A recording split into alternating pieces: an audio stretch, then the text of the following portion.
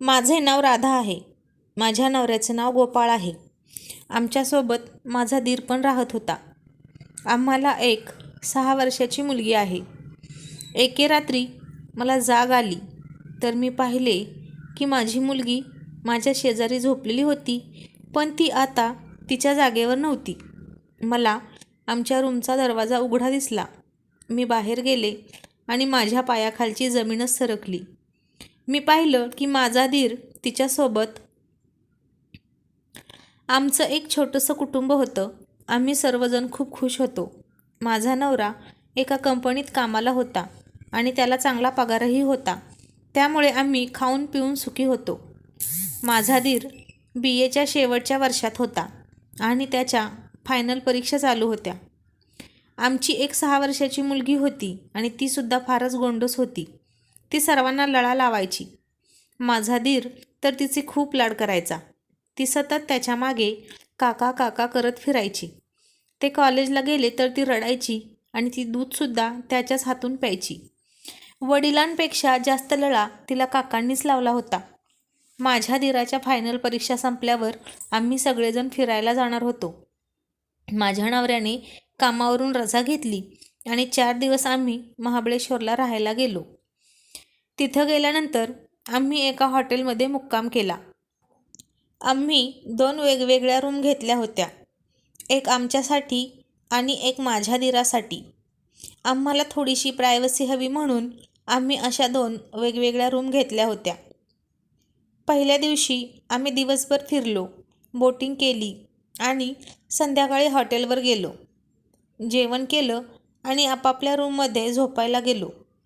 तेव्हा माझी मुलगी मला काकांकडे झोपायचं म्हणून हट्ट करू लागली. परंतु मी तिला काका दमले आहेत, त्यांना तू रात्रभर त्रास देशील म्हणून जबरदस्ती माझ्यापाशी झोपवलं. ती रात्री बराच वेळपर्यंत झोपली नाही. काका काका म्हणून रडायची आणि मला काकांकडे झोपायचं आहे असंच म्हणायची. आणि रात्री बराच उशिरापर्यंत तिनं आम्हालाही जागवलं आणि मग ती झोपी गेली. सकाळी आम्ही पुन्हा उठलो. आज आम्हाला पोलादपूरकडचा परिसर पाहायचा होता आणि प्रतापगडसुद्धा फिरायचा होता. म्हणून मग आम्ही लवकर उठलो आणि प्रतापगडला गेलो. त्या दिवशी तर आम्हाला खूपच कंटाळा आला होता आणि माझ्या मुलीने त्या दिवशी पण हट्ट केला की मला काकांसोबत झोपायचं आहे. मग माझा नाईलाज झाला, कारण आदल्या रात्री तिने आम्हाला झोपू दिलं नाही आणि आज खूप कंटाळा आला होता. म्हणून आज तरी छान झोप घेऊया म्हणून मी तिला काकांकडे झोपायला पाठवलं. आम्ही रात्री लवकर झोपी गेलो. माझे दीर आणि मुलगी त्यांच्या रूममध्ये होते. मध्यरात्री माझी झोप पूर्ण झाली आणि रात्रीच्या खूप उशीर झाला होता, पण मी मुलगी झोपली आहे की नाही हे पाहण्यासाठी दीरांच्या रूमकडे गेले. ते दोघेही खूप दमले होते. साहजिकच ते झोपले असतील, तरीसुद्धा एकदा बघून यावे म्हणून मी त्यांच्या रूमकडे गेले. रूमच्या बाहेर मी असताना मला माझ्या दीरांचा आवाज आला. बहुतेक ते कोणाशी तरी फोनवर बोलत होते. तू इथे? नको नको, प्रॉब्लेम होईल. माझी सर्व फॅमिली आहे. मी तुझ्या पाया पडतो. नको नको, आता नको, असं काहीसं त्यांचं तुटक तुटक संभाषण मला ऐकू येत होतं. मी दार वाजवलं आणि त्यांनी दरवाजा उघडला तर ते खूप घाबरलेले होते. मी त्यांना म्हणाले, भाऊजी तुम्ही अजून जागे कसे आणि इतक्या रात्री कुणाशी बोलत आहात? तेव्हा ते ततपप करू लागले आणि काही नाही वहिनी, मी माझ्या मित्राशी बोलत होतो. मी म्हटलं, इतक्या रात्री? तुम्ही जमला नाही का आज इतकं फिरूनसुद्धा? ते म्हणाले, नाही वहिनी, झोपणारच होतो. आणि गुड नाईट म्हणून त्यांनी दरवाजा बंद केला. दुसऱ्या दिवशी सकाळी माझी मुलगी माझ्याकडे आली आणि भाऊजी घाईघाईत कुठेतरी निघून गेले.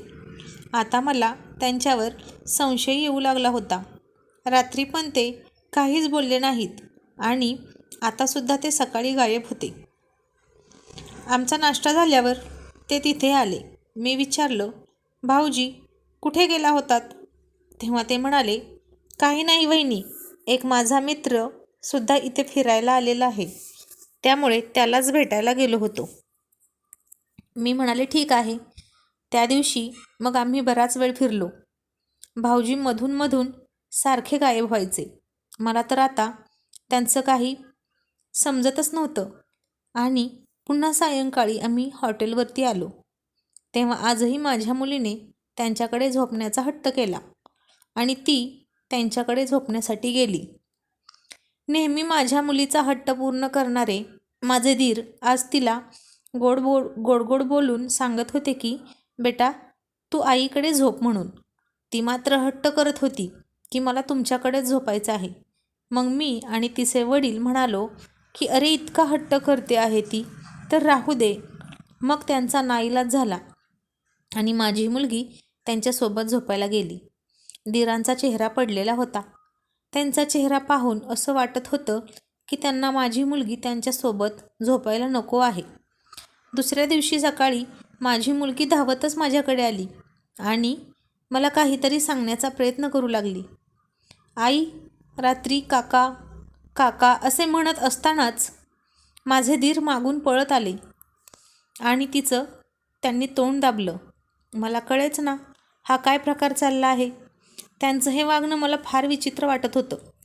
मी त्यांना म्हणाले अहो भाऊजी असं काय करता. तिला काय सांगायचं आहे ते बोलू तरी द्या. तेव्हा ते म्हणाले काही नाही वहिनी, तिला चॉकलेट हवं आहे. मी तिला रात्री म्हणालो होतो की सकाळी तुला चॉकलेट घेऊन देईन. तेच सांगायचं आहे तिला. मी आत्ता चॉकलेट घेऊन देतो. चल आपण चॉकलेट घेऊया. असं म्हणून ते तिला घेऊन गेले. मला त्यांचं वागणं विचित्र वाटलं. थोड्या वेळाने जेव्हा माझी मुलगी जवळ आली तेव्हा मी तिला विचारलं का काय झालं होतं. तेव्हा ती म्हणाली काही नाही, ते आमचं सिक्रेट आहे. मी हसले आणि तो विषय विसरून गेले. आता आम्ही पुन्हा घरी आलो. माझ्या नवऱ्याची सुट्टी संपली होती आणि ते ऑफिसला गेले होते. माझ्या दिरांचं कॉलेज संपलं होतं त्यामुळे ते घरीच होते. आणि एक दिवस डायनिंग टेबलवरती मला त्यांचा मोबाईल वाजताना दिसला. ते बाथरूममध्ये होते त्यामुळे मी पाहिलं तर कुठल्या तरी एम नावाच्या व्यक्तीचा तो फोन होता.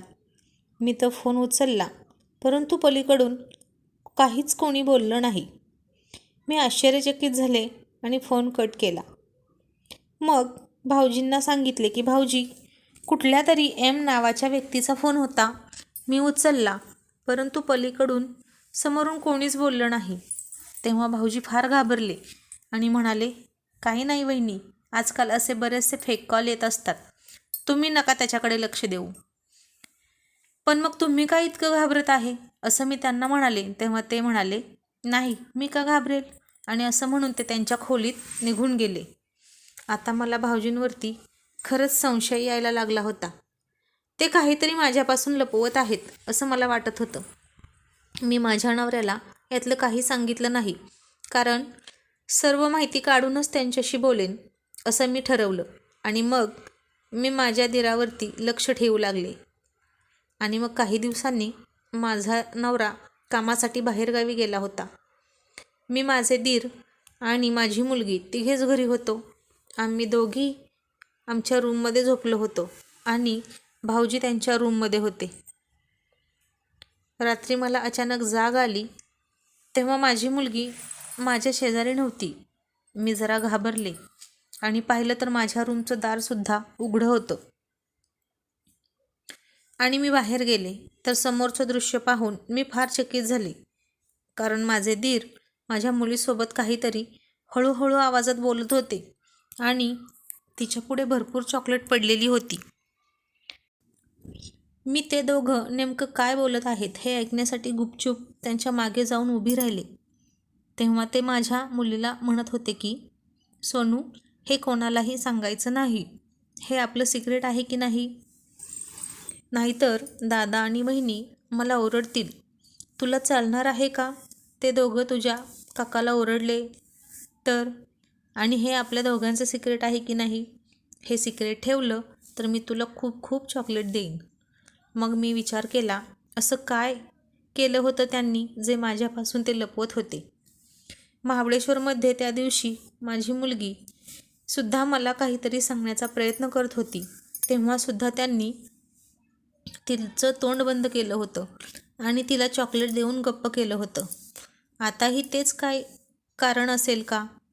विचार करून करून मला झोप येत नव्हती आणि माझ्या मुलीला मला विचारता येत नव्हतं, कारण ती खूप लहान होती.